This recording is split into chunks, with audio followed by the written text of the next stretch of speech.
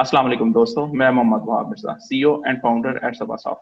आज हम जिस टॉपिक पे बात करने जा रहे हैं वो है कि आप कैसे एलडीए में जो है अपनी प्रॉपर्टी ट्रांसफर करवा सकते हैं। तो इसके लिए हमने इंटरव्यू के लिए जो दोस्त बुलाए हैं, फैसल साहब करंटली जो है एज एन एटी काम कर रहे हैं एलडीए में, और उससे पहले वो बैचलर्स इन इलेक्ट्रिकल इंजीनियरिंग कर चुके हैं। बाकी की कहानी सुनते हैं उन्हीं की जुबानी। तो फैज साहब, थोड़ा सा फर्स्ट ऑफ ऑल तो बहुत शुक्रिया आपका जो है अपना कीमती वक्त निकाल के इधर आने का। थोड़ा सा अपने बारे में इंट्रो दे दें कि क्या क्या जो है आपने अपनी एजुकेशन के बारे में और जो है एलडीए में आपने क्या क्या खिदमत सर अंजाम दी हैं। बिस्मिल्लाहिर्रहमानिर्रहीम, अस्सलाम वालेकुम। सबसे पहले तो वाह भाई, आपका शुक्रिया कि आपने मुझे इस काबिल समझा कि मैं यहाँ पे इस प्लेटफॉर्म पे आ सकूँ। जहाँ तक ताल्लुक है मेरे तारुफ का, तो मैंने टेलीकम्युनिकेशन इंजीनियरिंग की है फ्रॉम नस्ट 2012 में। उसके बाद मैंने एक साल प्राइवेट जॉब की है एयरटेल प्राइवेट लिमिटेड में। 2013 नवंबर से मैं ऑनवर्ड एलडीए में हूँ अभी तक। और एलडीए में मैं पहले असिस्टेंट डायरेक्टर इन्फोर्समेंट के तौर पर मैंने जॉब की है। उसके बाद मैंने कमर्शलाइजेशन में जॉब की है। उसके बाद रिकॉर्ड शिफ्टिंग सेल एक हमारा प्रोजेक्ट था, जिसमें जो एलडीए का जो रिकॉर्ड है उसकी कंप्यूटराइजेशन हो रही थी। उस प्रोजेक्ट में मैं रहा हूँ, जहाँ पे हमने एलडी एवनी वन का, जुबली टाउन का और जोहो टाउन का कुछ हद तक हमने जो रिकॉर्ड है वो कंप्यूटराइज किया। उसके बाद मैं डीएलडी वन में रहा। डीएलडी वन वो डिपार्टमेंट एलडी का, जहाँ पे जोहो टाउन की जो प्रॉपर्टी फाइल्स हैं, वो उसमें हम एनओसी इशू करते हैं, प्रॉपर्टीज में फर्दर जो ट्रांसफर होती हैं, पीटीएम इशू करते हैं लोगों को। इस तरह के जो काम है वो वहाँ पे करते हैं। अब तकरीबन पिछले 2 साल से मैं as an assistant director options काम कर रहा हूँ। और जितनी भी एलडीए की जो भी प्रॉपर्टी ऑप्शन होती हैं, डिस्पोज ऑफ होती हैं एलडी के एसेट, उनको मैं देखता हूँ। माशाल्लाह माशाल्लाह, बड़ी ही इंप्रेसिव जर्नी है। तो फैसल साहब, थोड़ा सा जो है आपने जो है टॉपिक की तरफ आते हैं। तो मुझे बताइएगा फैसल साहब, फर्स्ट ऑफ ऑल जो है कि आपने जो है प्रॉपर्टी जब खरीद रहे होते हैं तो इस एलडीए में के बारे में थोड़ी सी, या एलडीए या मतलब थोड़ी गवर्नमेंट रिलेटेड जो भी प्रोजेक्ट्स होते हैं उसके बारे में लोगों जो है डरते हैं। तो सबसे पहले अगर बंदा कोई भी बायर है या सेलर है, उसको अपने आप को कैसे मेक श्योर करना चाहिए कि वो सेव है, और आया ये परसेप्शन उनकी दुरुस्त है कि इस तरह का मसले होते हैं जो है गवर्नमेंट हाउसिंग सोसाइटी के या private housing society in general ही ये थोड़ा ट्रेंड जो है ना लोगों में बड़ा जो है वो डर का जो है एलिमेंट ऐड करता है। तो इसके बारे में थोड़ी सी रोशनी डाल सके तो। देखें जी, इश्यूज हर जगह होते हैं। बेशक गवर्नमेंट इदारा है या प्राइवेट इदारा है, या अगर लोगों का अपना आपस में भी लेन देन है, ना सिर्फ प्रॉपर्टी का बल्कि सिर्फ पैसों का भी लेन देन है अगर, तो आपको पता है कि वहाँ पे भी इश्यूज पैदा होते हैं। ठीक है। तो सबसे पहले तो हमने इस चीज़ को देखना है कि आप जो चीज़ खरीदने जा रहे हैं, वो आया कि मार्केट रेट पे है, कि वो मार्केट से आपको बहुत कम दामों मिल रही है। अगर मार्केट से बहुत कम दाम में मिल रही है आपको, तो इसका मतलब है वहाँ पे कोई ना कोई इशू ज़रूर है। फॉर एग्जाम्पल, यहाँ जोर टाउन में 5 मरले की जो प्रॉपर्टी है वो 1 करोड़ की है ऑलमोस्ट। ठीक है। और कई लोग मेरे पास, कई दोस्त मेरे पास आते हैं, मेरे से पूछते हैं कि जी जी हमें वहाँ पे एक प्रॉपर्टी मिल रही है और बंदे के पास रजिस्ट्री है, और तो हम उससे ले लें। तो मैं उससे पूछता हूँ कि मुझे बताएं उसकी क्या प्राइस है। तो वो जो प्राइस बताते हैं वो बताते हैं जी 50 लाख रुपया, 60 लाख रुपया। तो मैं तो प्राइस सुन के उनको कहता हूँ कि भाई सॉरी, माजरत, ना लीजिए प्रॉपर्टी। ठीक है। उसके अलावा जो आपके जो चेक्स हैं, अगर आप फॉर एग्जाम्पल एलडी की, क्योंकि मैं एलडी को डील कर रहा हूँ, तो अगर आप एलडी की स्कीमों में अगर कोई प्रॉपर्टी लेना चाह रहे हैं, तो सबसे जो सिंपल जो क्या नाम है, रूल ऑफ द थंब है, वो ये है कि आप अगले बंदे से कहें कि जी आप पहले एलडी का एनओसी प्रोड्यूस करें। अगर उस बंदे के पास एलडी का वैलिड एनओसी है, वैलिड एनओसी मीन्स कि जो अभी एक्सपायर्ड नहीं है। एलडी से जो एनओसी इशू होता है उसकी वैलिडिटी होती है, वो 1 साल 2 साल मैक्सिमम 3 साल तक के लिए होता है। ठीक है। अगर बंदे के पास वैलिड एनओसी है, तो इट्स मीन कि वो प्रॉपर्टी ठीक है, वो बंदा प्रॉपर्टी परचेज कर सकता है। ठीक है। उसके अलावा, क्योंकि होता ये कि एनओसी इशू होने में भी थोड़ा टाइम लगता है। ठीक है। और लोग पहले ही आमतौर पर डील वगैरह कर लेते हैं। तो उसमें ये आप कर सकते हैं शायद कि आप जो बंदा है उसको आप ये कहें कि आप एलडी में दरखास्त दें चेकिंग ऑफ फाइल के लिए। ठीक है। बंदा दरखास्त देगा चेकिंग ऑफ फाइल के लिए, जो ऑनर है, ऑनर बाय के साथ आ जाए, जो बायर जो है उसके साथ वो आ जाए, आके एलडीए में प्रॉपर्टी, अपनी प्रॉपर्टी फाइल जो है अपनी, वो उस बंदे को दिखा दे। ठीक है। उसके अलावा ये है कि उसके जो डॉक्यूमेंट्स हैं वो बंदे के पास ओरिजिनल डॉक्यूमेंट सारे के सारे मौजूद हों, वो वहाँ पे उसकी तसल्ली कर लें। खासतौर पे जो एलडीए के जो लेटर इशू हुए हैं वो इसके पास हैं। 2010 के बाद से जितनी भी एलडीए में ट्रांसफर्स होती हैं, वो एक हमारा एक होता है सिक्योरिटी फीचर पेपर, जिसके ऊपर हमारी ट्रांसफर्स होती हैं, जो भी, और उसके ऊपर जो आइडेंटिफिकेशन होती है उसके ऊपर बाकायदा ऑफिसर के साथ, वो प्रॉपर्टी बाय करते हैं 2010 के बाद से अब तक, उसकी तस्वीर खिंचती है एलडीए के ऑफिसर के साथ, और वो तस्वीर है वो उसके ट्रांसफर लेटर के ऊपर, जो कि उसका टाइटल डॉक्यूमेंट है, उसके ऊपर प्रिंट होती है। तो वो ये देखते हैं कि वो डॉक्यूमेंट उसके पास मौजूद है कि नहीं है। बाकी एलडी में और भी तरीके हैं उसको चेक करवाने के, आप विंडो सेल्फ पे आके चेक करवा सकते हैं, और भी कई तरीके हैं, लेकिन मेन चीज़ है कि आप अगले बंदे से एनओसी का करवा सकें। जी, सही है। खैर जी। साहब, इधर से ही एक क्वेश्चन रेज़ होता है, जैसे आपने कहा कि एनओसी का जो है, वो हम्म, ज़रूरी होना चाहिए जो है ना, तो लेकिन एनओसी की ऑथेंटिसिटी को कैसे चेक किया जा सकता है? एक तो एक्सपायर है, वो तो मैं पढ़ लूँगा और जो है बिल्कुल मुझे पता चल जाएगा कि भाई ये एक्सपायर्ड है। बिल्कुल बिल्कुल। लेकिन एनओसी जेन्युइन है या नॉन जेन्युइन है? इसका भी कोई ऑनलाइन मेथड या मतलब एलडीए के थ्रू कोई मेथड है कि मैं जाके चेक करवा सकूँ? अच्छा देखिए, मुझे तकरीबन एलडी में 7 साल हो गए काम करते हुए, ठीक है। मैंने आज तक ऐसा कोई केस नहीं देखा कि जिसमें किसी बंदे के साथ ये फ्रॉड हुआ हो कि जी उसको एनओसी गलत दिखा के या जाली एनओसी दिखा के उसको प्रॉपर्टी बेच दी गई है। आमतौर पे ऐसा होता नहीं है। मैंने मतलब एक भी कोई ऐसा केस नहीं देखा। तो लेकिन ये है कि जो हमारा सिक्योरिटी फीचर पेपर होता है उसके ऊपर जैसा स्टिकर होता है, जो अगर आप उसको टर्न करते हैं पेज को तो वो चमकता है, और उसको आपको, उसमें आपको एलडीए का मोनोग्राम नजर आता है, ठीक है, गवर्नमेंट ऑफ पंजाब का मोनोग्राम जिसमें नजर आता है आपको, ठीक है, तो उससे वैसे ही कंफर्म हो जाता है। दूसरा वैसे वन विंडो पे आए, आप अपना एनओसी दिखाएं। हमारे जितने भी 2010 के बाद से अब तक जितनी भी एप्लीकेशन आती हैं, वो वन विंडो के थ्रू आती हैं। जितने भी जवाब जाते हैं वन विंडो के थ्रू जाते हैं। आपका एनओसी जो इशू होता है वन विंडो के थ्रू होता है। वो जो सिंपल वो स्कैनिंग, जो हमारे वहाँ पे कंप्यूटर ऑपरेटर्स हैं, वो अपना सिंपल उसको, जो एनओसी का जो प्रॉपर्टी का नंबर है वो अपने सिस्टम में डालेंगे, तो उनको सामने एनओसी स्कैन नजर आ जाएगा। अगर वो हमारे सिस्टम में स्कैन है तो इट्स मीन कि वो ओरिजिनल है। जी। अच्छा, फैसल, यानी कि एनओसी है तो जो है हमें, मैं एक लेमैन हूँ, ठीक है, एग्जांपल लेते हैं कि मुझे बिल्कुल नहीं पता कि एलडीए में, ठीक है, या हम्म, मतलब कौन से असूल है, तो सबसे पहले मतलब एनओसी मैं उनसे पूछ लूँ, अगर एनओसी अवेलेबल है तो मुझे बिल्कुल इस मामले में जो है रिलैक्स हो जाना चाहिए कि चीजें सारी क्लियर है, या फर्दर भी बिल्कुल कुछ इसमें करना चाहिए? बिल्कुल। असल में जो एनओसी हमारा इशू होता है ना, वो तमाम जो इंटरनल रिपोर्ट्स होती हैं उसके बाद इशू होता है, ठीक है। और एनओसी इशू होने में भी टाइम लग जाता है, ठीक है। कम अज़ कम समझ लें कि आप, वैसे 21 डेज का टाइम दिया होता है, लेकिन कम अज़ कम जो प्रैक्टिकली वो महीने से 1.5 महीना कम अज़ कम लगता है। और ज़्यादा से ज़्यादा तो 3 4 5 6 महीने भी लग जाते हैं, ठीक है। तो मतलब इतने रीजस प्रोसेस के बाद आपकी फाइल हर तरफ से हो के, हमारे डिफरेंट डायरेक्टरेट्स हैं, लैंड एक्विजिशन कलेक्टर का डायरेक्टरेट है, ठीक है। उसके बाद हमारा जो स्टेट की रिपोर्ट होती है, वहाँ पे टाउन प्लानिंग की रिपोर्ट होती है, अलॉटमेंट की रिपोर्ट होती है, अगर ऑप्शन की प्रॉपर्टी तो ऑप्शन की रिपोर्ट होती है, और रेवेन्यू की रिपोर्ट होती है कि जी बंदे ने पैसे कब जमा करवाए थे। अगर बंदे की प्रॉपर्टी 2005 में ट्रांसफर हुई थी, 2005 से कोई टाइटल डॉक्यूमेंट फाइल में लगा हुआ है, तो हम इस चीज़ की भी वेरिफिकेशन करवाते हैं कि 2005 में बंदे ने उसकी ट्रांसफर फीस जमा करवाई थी कि नहीं करवाई थी। अगर करवाई थी स्कीम पे, ये जो टाइटल डॉक्यूमेंट लगा हुआ था वो बंदे को ठीक है, तो आई थिंक एनओसी पे रिलाई करना चाहिए, ठीक अप्लाई है। करना चाहिए, अच्छा, इसमें ठीक है। इसमें एक और छोटी सी चीज़ मैं आपको बताना चाहता हूँ। एलडी में भी कैटेगरीज हैं। अगर प्रॉपर्टी की, अगर हम कहें कि कौन सी प्रॉपर्टी ज़्यादा क्लियर है या कौन सी प्रॉपर्टी कम क्लियर है, ठीक है, जिसमें एनओसी इशू हो गया वो प्रॉपर्टी सारी बराबर है, ठीक है। लेकिन जो प्रॉपर्टी ऑप्शन में परचेज की जाती है, वो क्योंकि एलडीए एज गवर्नमेंट बॉडी खुद वो प्रॉपर्टी ऑप्शन में देता है, ओपन बिड होती है, ऑप्शन के मिनट्स बनते हैं, हर चीज़ होती है, हर चीज़ ब्लैक एंड वाइट होती है, ठीक है, ट्रांसपेरेंट होती है हर चीज़ उसमें, ठीक है। तो जो ऑप्शन वाली प्रॉपर्टी है वो बेस्ट प्रॉपर्टी है मेरी नज़र में। अगर आप ऑप्शन वाली प्रॉपर्टी ले रहे हैं तो हो सकता है कि उसका जो रेट है वो मार्केट रेट से थोड़ा सा ज़्यादा हो। सेकंड नंबर पे जो प्रॉपर्टी अच्छी है वो है अलॉटमेंट वाली प्रॉपर्टी, ठीक है। अलॉटमेंट ये होती है कि एलडीए ने, ठीक है, अब एलडीए ने ज़मीन एक्वायर कर ली।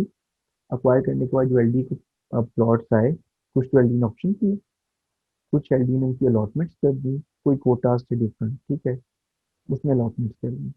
जब पब्लिक कोटा था, लोग, हमने एलडीए ने अखबार में इश्तिहार दिया कि जी ओपन है, हमारे पास फाइल्स पड़ी हैं, आप फाइल्स हमसे परचेज करें, हम आपको इसके बदले प्लॉट देंगे, ठीक है। तो वो भी बड़ी क्लियर चीज़ है। फिर थर्ड नंबर पे आता है कि एग्जम्पशन वाली प्रोसेस, इसमें ये होता है कि जी हमने जब ज़मीन एक्वायर की थी, तो उस ज़मीन के अगेंस्ट हम, जो उस ज़मीन का उस वक्त जो ऑनर था, हम उसको 30% जो है वो हम प्लॉट देते थे, ठीक है। तो उसमें इशू ये आते हैं कि जी वो पुराना महकमा माल का चक्कर होता है, पुरानी ज़मीन उसके अंदर बंदे के नाम पे थी भी नहीं, या बाद में ये होता है कि जो महकमा माल वाले हैं वो उसका इंतकाल पुराना खारिज कर देते हैं, जिसकी बेस पे हमने उस बंदे को एग्जम्पशन दी होती है या हमने उसको प्लॉट दिए होती हैं। और जो सब्सिक्वेंट जो ट्रांसफरीज आते हैं उसके, तो उनको फिर प्रॉब्लम होती है, ठीक है। तो लेकिन उसमें भी ये है कि अब हमने उसका भी रिकॉर्ड काफ़ी हद तक, जो टाउन का भी काफ़ी हद तक जो है इंतकाल हो चुका है एलडीए के एक्ट में, जो पुरानी ज़मीनें थी। तो अब उसमें भी इशू रिजॉल्व हो चुके हैं। तो कैटेगरी वही है, पहले नंबर पे ऑप्शन है, सेकंड नंबर पे अलॉटमेंट और थर्ड नंबर पे एग्जम्पशन वाली प्रॉपर्टी है। ठीक, सही। ये तो ऑब्वियसली आप माशाल्लाह टेक्निकली हर चीज़ों को जानते हैं एलडीए की, तो इस वजह से आप बता सके हैं। लेकिन ओवरऑल मतलब एक आदमी जाके अगर उसका एनओसी जारी है, तो वो जो है हम्म। जाके उसको खरीद सकता है, वो उसमें कोई जाके वो जाके प्रॉपर्टी खरीद सकता है, बिल्कुल सही है, बिल्कुल सही। ठीक। अच्छा Faisal, once NOC is issued, ठीक है, आपको एनओसी हम्म। इशू हो जाता है, तो आप कैसे ट्रांसफर प्रॉपर्टी करते हैं? मतलब जो है सेलर जो है वो ऑब्वियसली सेलर ही इस में जाके करता है, लेकिन उसके लिए क्या प्रोसीजर होता है, क्या स्टेप्स होते हैं? अच्छा, बहुत सिंपल प्रोसीजर है उसमें। उसमें ये है कि आपने पहले अपना ट्रांसफर सेट कंप्लीट करना है, ठीक है। ट्रांसफर सेट ये है कि उसने अपना स्टाम्प लगाना है, सेलर ने अपना स्टाम्प लगाना है, बायर ने अपना स्टाम्प लगाना है, एफिडेविट लगाना है कि जी मैं फलाने बंदे से प्रॉपर्टी खरीद रहा हूँ। सेलर ये करेगा कि मैं फलाने बंदे को प्रॉपर्टी दे रहा हूँ। फिर हमारा एक होता है एप्लीकेशन फॉर ट्रांसफर होता है, ठीक है। उसके ऊपर भी सेलर बायर दोनों के साइन अंगूठे वगैरह हो जाते हैं, दोनों के नाम हो जाते हैं, ठीक है। उसके अलावा जो टैक्सीज होते हैं, गवर्नमेंट की टैक्स, स्टैम्प ड्यूटी है, एफडीआर की टैक्स है, टीएमए टैक्स है, वो उसकी जो रसीदें हैं वो साथ लगा के ये एक ट्रांसफर सेट आपका कंप्लीट हो गया। ये ट्रांसफर सेट आपने एलडी की आज के 1 विंडो पे जमा करवाना है सेलर में। एग्जैक्टली जमा करवाने के चौथे दिन बाद जो है ना उसकी डेट मिल जाएगी आइडेंटिफिकेशन की। आइडेंटिफिकेशन ये होती है कि सेलर और बायर दोनों सामने आते हैं।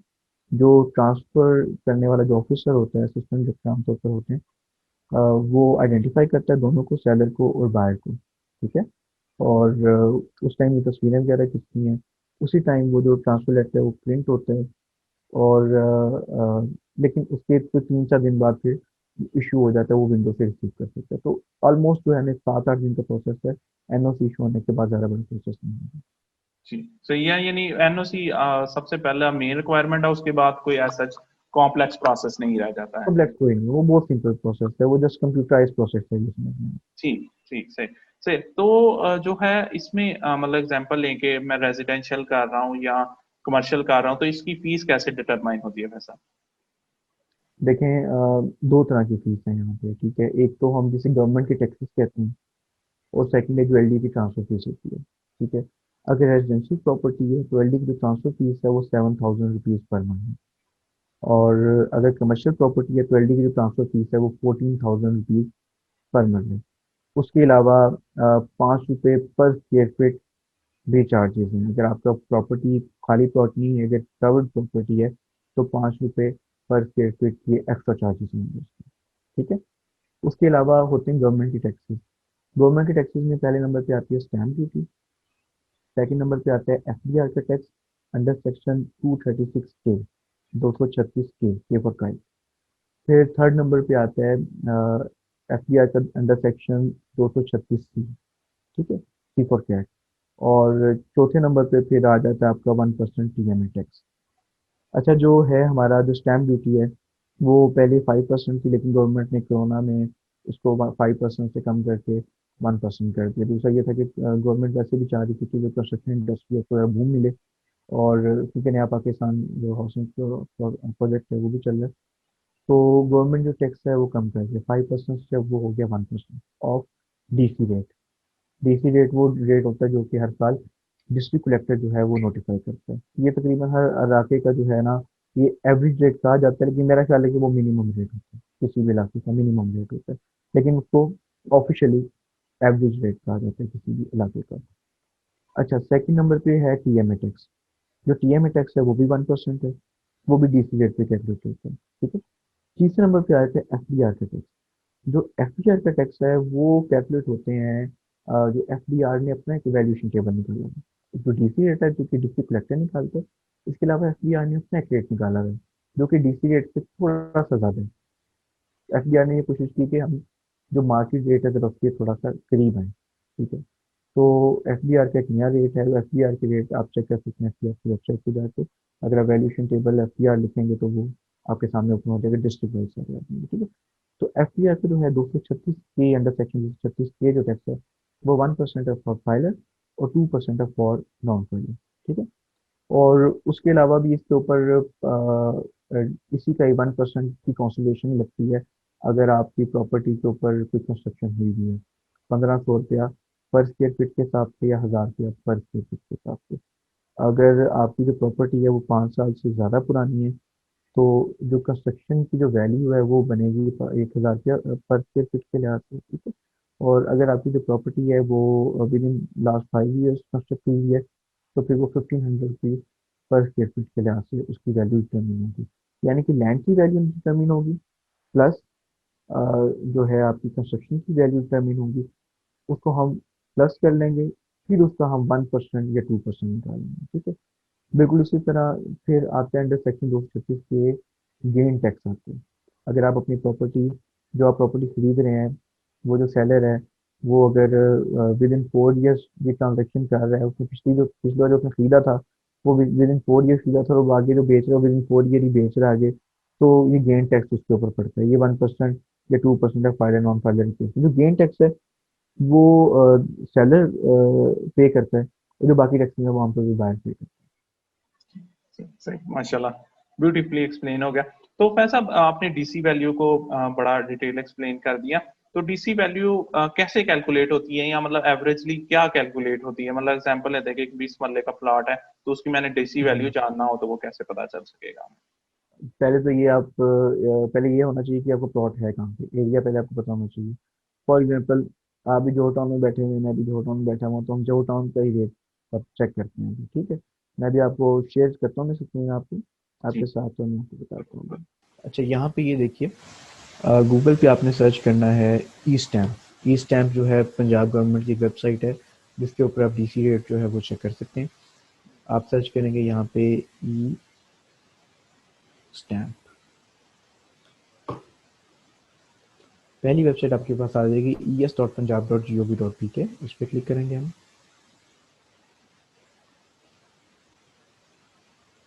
हम यहाँ जाएंगे कैलकुलेट डीसी वैल्यूएशन पे।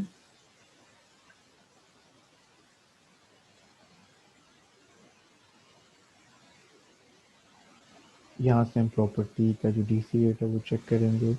हमारी प्रॉपर्टी है अर्बन, डिस्ट्रिक्ट है हमारा लाहौर। जी, जी। अच्छा, अब हमने जाना है प्रॉपर्टी जो एरिया है वो तो ये है, जहाँ पर आएगा कि जोहर टाउन है। ऊपर हमें चाहिए तहसील चाहिए, सिटी टाउन या सिटी चाहिए, सर्कल रेवेन्यू सर्कल चाहिए। ये चीज़ें तो हमें पता नहीं है, तो उसके लिए हम जाएंगे ग्लोब, ग्लोब कंप्लीट करेंगे। ये फिर हमने यहाँ पे अर्बन सेलेक्ट किया है, अब हम यहाँ पे सेलेक्ट करेंगे दोबारा लाहौर और प्रॉपर्टी एरिया हम यहाँ पे लिखेंगे जोहर टाउन। अभी हम लिखेंगे तो ये आ जाएगा जोहर टाउन। अच्छा, जोहर टाउन मेन रोड जो जोहर टाउन ये है, मतलब जोहर टाउन हम इंटरनल रोड बेसिकली चाह रहे हैं। अच्छा, अब यहाँ पे हमारे पास डिटेल आ गई है कि जोहर टाउन आ किस जगह पे रहा है। हम इस चीज़ को ज़रा याद कर लेते हैं, मैं अपने पास लिख लेता हूँ बल्कि। डिस्ट्रिक्ट है लाहौर, जो कि ऑब्वियसली है। तहसील है मॉडल टाउन, टाउन या सिटी है अलामा इकबाल टाउन, और रेवेन्यू सर्कल भी आपने पूरा याद रखना है क्योंकि ना फ़र्क आ जाता है। सिर्फ अगर जूदियापुर होगा तो उसमें कोई और चीज़ें आएंगी, या सिर्फ जोगीनपुरा जो आप नेक्स्ट देख रहे हैं अगर सिर्फ वो होगा तो उसमें कुछ और आएगा। आपने पूरी ये चीज़ जो है ना, ये वाली चीज़ आपने सेलेक्ट करनी है, जोगीनपुरा, धना सिंह वाला, मोहम्मद सुल्तानाबाद, ठीक है। ये हमने यहाँ से इसको नोट कर लिया, इसको हम दोबारा बंद कर देंगे यहाँ से। डिस्ट्रिक्ट हमारा ऑलरेडी सिलेक्टेड है। तहसील हमारी मॉडल टाउन है, यहाँ से देखें मॉडल टाउन सेलेक्ट करेंगे। टाउन हमारा अलामा इकबाल टाउन है। रेवेन्यू सर्कल हमारा है, ये देखें खाली यहाँ जूदियापुर भी आ रहा है, लेकिन हम यहाँ पे सेलेक्ट करेंगे जूदियापुर जोगिनपुरा वाला। अच्छा, सेलेक्ट फ्लोर अब यहाँ पे कहते हैं आप, सेलेक्ट फ्लोर आप ग्राउंड फ्लोर कर दें आप इसको, ठीक है, इट डजेंट मैटर। यहाँ पे प्रॉपर्टी एरिया दोनों आ गए, जोहर टाउन मेन रोड, हम जोहर टाउन का निकालना चाह रहे हैं, हम मेन रोड के ऊपर नहीं है। मेन रोड यहाँ पे आमतौर पे कही जाती हैं जो कि आमतौर पे 150 फुट रोड जिनके साइड पे सर्विस लेंस में है। अच्छा, अब हमारी प्रॉपर्टी कमर्शियल है या रेजिडेंशियल है? हमारी प्रॉपर्टी कमर्शियल रेजिडेंशियल है। लोकेशन जोहर टाउन रोड है। अच्छा, लैंड का एरिया कितना है? अब फॉर एग्जांपल आपका अगर एरिया आपने 20 मरला कहा है वहाँ मैंने, तो हम ये 20 करके अब एंटर नहीं दबाना, अगर आप एंटर दबाएंगे तो ये पूरा जो है ये रिफ्रेश हो जाएगा पेज। आपने ये कैलकुलेट पे क्लिक करना है,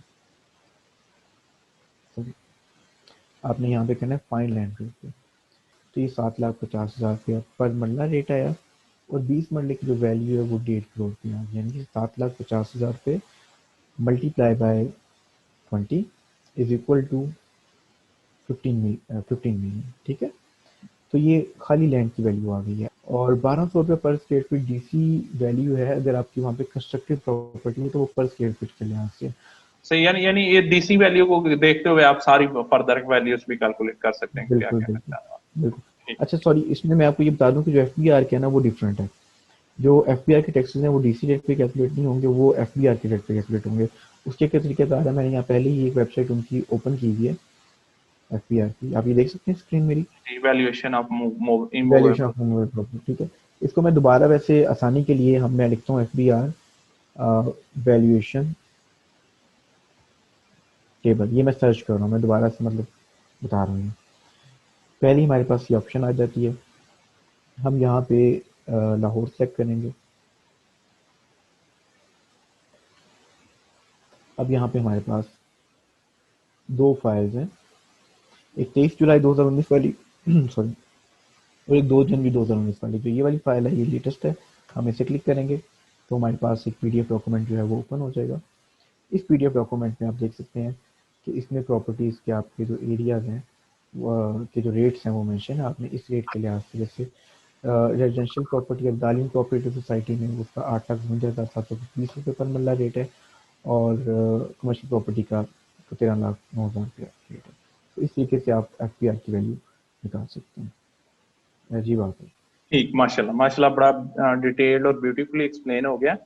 अच्छा, फैसल साहब, आपने डीसी वैल्यू भी हमारी कैलकुलेट हो गई जो है ना, उसमें जो है ना, और जो है मतलब मेन मेन मेरे ख्याल में क्वेश्चन जो है वो तकरीबन कवर हो गया है। मुझे मुझे बताइएगा कि अगर एग्जांपल लेते हैं कि मैं पर्सनली पहली दफा कर रहा हूँ और मुझे कोई इतना बेहतरी से नहीं पता है कि कैसे ट्रांसफर करनी है, या बिल्कुल भी जैसे डॉक्यूमेंटाइजेशन मैंने कभी की ही नहीं है, तो बिल्कुल सही। मुझे कहाँ पे एलडीए से रब्ता करना चाहिए कि वो मुझे डिटेल्ड एक्सप्लेन कर दें कि यार ये चीजें चाहिए ताकि मैं जो है ना उस चीज को परफॉर्म कर सकूँ। हाँ, उसके लिए ये है कि आप एल डी के वन विंडो सेल पे आए। एल डी के वन विंडो सेल पे काउंटर नंबर 19 है, जहाँ पे रेवेन्यू का काउंटर बना हुआ है। वो आपको रिसिप्ट बताएंगे, वो आपसे आपका पहले डॉक्यूमेंट जो है वो देखेंगे कि कितना इसके ऊपर कंस्ट्रक्टेड एरिया इस पे कितना है, और इसकी प्रॉपर्टी का लैंड एरिया कितना है। वो खुद एग्जैक्ट कहीं भी कैलकुलेट करके ना एक हमारा परफॉर्मेंस एक पर्ची से बनी होती है, उसके ऊपर बना लेते हैं कि आपके इतना इतना टैक्स हैं वो पे आएंगे, ठीक है। तो वो आपको एग्जैक्टली बता देंगे, तो वो ऐसे कोई इतना इशू नहीं है। ठीक है। तो ये तो इन केस ऑफ सेलर है कि जो है ना, मतलब मुझे हेल्प चाहिए हो तो वो मैं चले जाता हूँ, तो बायर को भी अगर बिल्कुल हो तो उसको भी 19 हाँ विंडो पे। हाँ, वो बिल्कुल, वो बायर भी बिल्कुल सेम उसी तरह एंटरटेन होता है, बल्कि मेनली जो मैंने आपको चीज़ बताई ये बायर के लिए है, क्योंकि आमतौर पे जो टैक्सेस हैं वो बायर ने पे करने होते हैं। आमतौर पे जो भी हमारे पास जो लोग आते हैं वो बायर ही आते हैं, उनके पास कोई डॉक्यूमेंट होता है सेलर का, वो कोई फोटो कॉपी उसकी ले आते हैं, तो वो दिखा के उसकी कैलकुलेशन वगैरह करवा लेते हैं। और वैसे भी मेरा सेलर का फिर भी फर्स्ट हैंड एक्सपीरियंस हो चुका होता है जो है ना, थोड़ा बहुत, मतलब अगर वो बिल्कुल, सेलर बन रहा है तो इसका मतलब है कि वो ऑब्वियसली, कभी बायर भी रहा था। सास भी कभी बहू थी। माशाल्लाह, ग्रेट सेंस ऑफ ह्यूमर। अच्छा, जो है इसके बाद जो है एक क्वेश्चन जो मतलब एग्जांपल लेते हैं कि ऑनर जो है वो बायर है, ठीक है, रह रहा जो है ना, तो वो बेचना चाह रहा है, ठीक है, या इवन बायर जो है वो बायर है, ठीक है। इन दोनों केसेस में जरा बता दीजिएगा कि इसमें क्या रिक्वायर्ड होता है, और आया ये चीज पॉसिबल भी होती है कि मतलब अगर हम बायर भी जो है रह रहे हैं तो हम ट्रांसफर कर सके प्रॉपर्टी, या अपने नाम पे सेल कर सकें, या ट्रांसफर करवा सकें अपने नाम पे। देखें, जो अगर ऑनर फॉर एग्जांपल बाहर बैठा हुआ है, या अगर जो खरीदने वाला है वो अगर बाहर बैठा हुआ है, तो दोनों केसेस में जो अगर सेलर है फॉर एग्जांपल, तो उसको यहाँ पे किसी को जीपीए देना पड़ेगा प्रॉपर्टी बेचने के लिए, ठीक है। जनरल पावर ऑफ अटॉर्नी होता है। उसके लिए ये होता है कि वो वहाँ से एक अटॉर्नी बनाता है बंदा, इंग्लिश में आमतौर पे वो अटॉर्नी लिखा होता है कि मैंने फलाने बंदे को अटॉर्नी बनाया। वो बंदा पेश होता है अपनी एम्बेसी में, जो वहाँ पे पाकिस्तान की एम्बेसी होगी, ठीक है। वो स्टैंपें लगती हैं उस बंदे की, जो एम्बेसी की स्टैंपें लगती हैं, और वो बंदा एक दफ़ा प्रेजेंट हो जाता है एम्बेसी के सामने। एम्बेसी वाले स्टैंप लगाते हैं कि हाँ जी, ये सेलर ने वाकई ये जो है ना ये डॉक्यूमेंट हमें दिए, जिसके मुताबिक ये सेलर कह रहा है कि जी वो फलाना बंदा जो है वो जीपीए होगा मेरी ब्याह पे, ठीक है। उस डॉक्यूमेंट को लेकर आया जाता है, जो जीपी है वो उस डॉक्यूमेंट को लेकर आएगा यहाँ पर पाकिस्तान में। पाकिस्तान में भी वो एम्बेसी के थ्रू आएगा, और फिर वो फर्दर जाएगा मुतलका सब रजिस्ट्रार के पास। मुतलका सब रजिस्ट्रार से उस डॉक्यूमेंट को रजिस्टर करवाएगा। रजिस्टर करा के उस जीपीए को एलडीए में प्लेस करवाएगा। एलडीए एक पब्लिकेशन चलान जो होता है वो उसको इशू करेगा, डॉक्यूमेंट पब्लिकेशन चलान। बेसिकली जब भी एलडीए में कोई इनकॉर्पोरेट होता है, जीपीए या एसपीए, तो उसके लिए एलडीए अखबार में इश्तिहार करता है, 7 दिन का इश्तिहार करता है कि जी 7 दिन के अंदर बताएं किसी बंदे को फलाने बंदे के फलाने प्रॉपर्टी का मुख्तार यहाँ बनाए जाने पर कोई इतराज़ तो नहीं है। उसका एलडीए चलान इशू करता है, वो बंदा चलान पे करता है, और फिर अखबार में इश्तिहार होता है।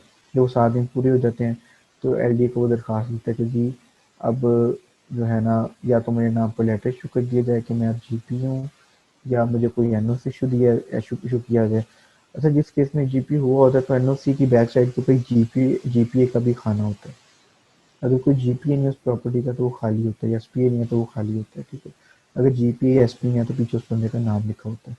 तो वो अगर फॉर एग्जाम्पल उस बंदे ने एनओसी इशू करवा लिया, अब अब जिसको भी उसने प्रॉपर्टी बेचनी है वो बंदा आएगा एलडीए में, ट्रांसफर सेट लाएगा, वही एनओसी लगेगा, एनओसी के पीछे जीपी है, तो अब जो जीपी है वो प्रॉपर्टी जो है वो ट्रांसफर करा सकता है। तो सेम चीज़ बायर के लिए ऑलमोस्ट, ठीक है। बायर ने अपना जीपीए कोई रखना होता है, और वो जो जीपी है वो प्रॉपर्टी जो है वो यहाँ पे परचेज करते हैं, ठीक है। तो ये ऑलमोस्ट तकरीबन एक तरह की चीज़ है। सही, यानी माशाल्लाह केसेस दोनों में सेम ही होता है। जस्ट आपने एम्बेसी में जाना होता है और वो आपने पावर ऑफ अटर्नी जो है वो साइन करवानी होती है कि यार ये फलां बंदा XYZ जो है मेरे बिहाफ पे ये ट्रांजैक्शंस कर सकता है, और अल्टीमेटली ये मेरे नाम से ट्रांसफर होगी, या जो अगर ये खरीदता है तो वो मेरे इसके नाम पे ट्रांसफर हो जाएगी। तो ये सही। वैसा अच्छा, बहुत एक शुक्रिया। जी जी। एक और चीज़ भी है इसमें कि आमतौर पे ये भी होता है कि लोग ना बाहर से भी सेल रजिस्टर करवा आते हैं, ठीक है। यानी कि एलडी में ट्रांसफ़र नहीं करते प्रॉपर्टी, बाहर से जो प्रॉपर्टी है वो ट्रांसफ़र करवा के आ जाते हैं। जैसे कि रजिस्ट्री कराई, रजिस्ट्री को सब रजिस्ट्रार में रजिस्टर करवाया, फिर उस रजिस्ट्री की बेस पे एलडी से एक ट्रांसफ़र लेटर हासिल किया, ठीक है। उस केस में आइडेंटिफिकेशन नहीं होती। तो ये भी एक मोड है एलडी में प्रॉपर्टी ट्रांसफ़र का, ठीक है। लेकिन एलडी इसको एक्नॉलेज नहीं करता इतना ज़्यादा, एलडी इसको वो नहीं करता। और बल्कि सब रजिस्ट्रार से जब कोई वेरिफिकेशन के लेटर आता है कि जी फलाना बंदा सेल डीड हमारे पर रजिस्टर करवा रहा है, एलडीए बताएगा ये ऑनर है कि नहीं है, तो एलडीए उसकी वेरिफिकेशन नहीं करता। जी सही। हमारा एक रूल है, हम उसके तहत बस उसकी नहीं कर सकते वेरिफिकेशन, ठीक है। तो बेहतर ये यह है कि आप डायरेक्ट एलडीए के थ्रू ही ट्रांसफर करें प्रॉपर्टी। ठीक, और ये सिक्योर भी और सेफ भी है, ताकि आपको कल को जो है वो ये मसले ना बिल्कुल आए कि जो बिल्कुल, है ना कोई भी वेरिफिकेशन के यहाँ इसके। जी क्योंकि इसमें यह है कि इसमें पहले एनओसी की ज़रूरत होती है, इस वजह से ये सिक्योर है। जी जी, माशा गुड, समझ गया मैं बिल्कुल। से फैज साहब, बहुत शुक्रिया आपके वक्त का। आपने माशाल्लाह जो है मेरे सारे पर्टिनेंट क्वेश्चंस का आंसर दे दिया और बड़ा डिटेल में एक्सप्लेन किया। आपका आने का हमारे जो है वीडियो पे बहुत शुक्रिया। इसके अलावा आपका भी बहुत दोस्तों, शुक्रिया बुलाने का। जी जी पैसा बहुत आप माशाल्लाह, आपने जो है बड़ा बेहतरी एक्सप्लेन किया है, और मेरे ख्याल में व्यूअर्स को भी जो है बहुत सारी इससे जो है यूजफुल इंफॉर्मेशन मिलेगी। तो दोस्तों, अगर आपको इसके अलावा कोई क्वेश्चंस हो तो आप कमेंट जो है वो उसमें मेंशन कर दीजिएगा। फैसल साहब ऑब्वियसली एडी हैं तो बहुत जो है बिजी हैं, लेकिन मैं कोशिश करूंगा कि अगर बहुत एक जो है क्वेश्चन बार बार रिपीट हो रहा है तो मैं उनकी तरफ आसान कर सकूं और अगर वो उसका आंसर दे सकें। बाकी अगर आपको वीडियो पसंद आई हो तो इसको लाइक करें, शेयर करें अपने दोस्तों के साथ, और इस चैनल को सब्सक्राइब करें और बेल के आइकन पे क्लिक कर दें ताकि आपको फर्दर नोटिफिकेशंस मिलते रहें। हमारे साथ जुड़े रहने के लिए और बार बार इस चैनल पर आने के लिए मोहम्मद वहाब मिर्जा आपका तहे दिल से शुक्रगुजार। अल्लाह हाफिज, पाकिस्तान जिंदाबाद।